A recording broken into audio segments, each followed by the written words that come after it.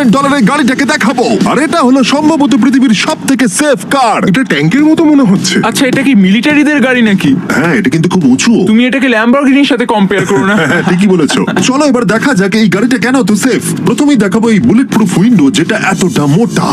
এই গাড়িটাতে একটা এক্সপ্লোসিভ প্রুফ আর্মার আছে। পরে এটাকে আমরা টেস্ট করব। কার, তুমি কি বাটনটাকে প্রেস করতে চাও? না, একদমই তুমি নয়। কি স্মোক স্ক্রিন বাটনটা টিপতে চাও? প্লিজ। ওহো, ওহো, এটা তো দারুণ। এখানে তো পুরো ধোঁয়ায় ভরে গেছে। ও মাই গড, কি বাজে গন্ধ।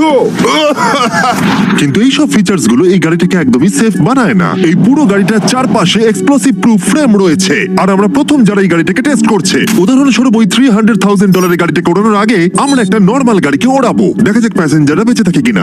3, 2, 1।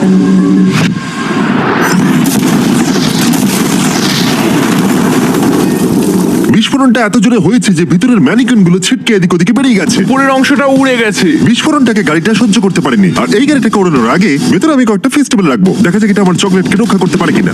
সবাই বলে এটা এক্সপ্লোসিভ প্রুফ, যদিও এটাকে কখনো টেস্ট করা হয়নি। দেখা যাক ম্যানিকুইন গুলো আর সব থেকে ইম্পর্টেন্ট ফেস্টিভ্যাল গুলো সার্ভাইভ করতে পারে কিনা। 3, 2, 1।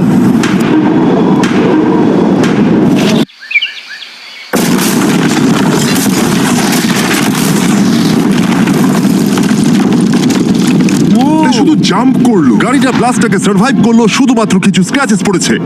উইন্ডোতে একটা ডেন্টও পড়েছে। আরে দাঁড়াও, ফেস্টিভ্যালস গুলো কোথায়? চ্যান্ডেলার বেরিয়ে যাও। মেরে দিলে। ফেস্টিভ্যাল গুলো সার্ভাইভ করেছে।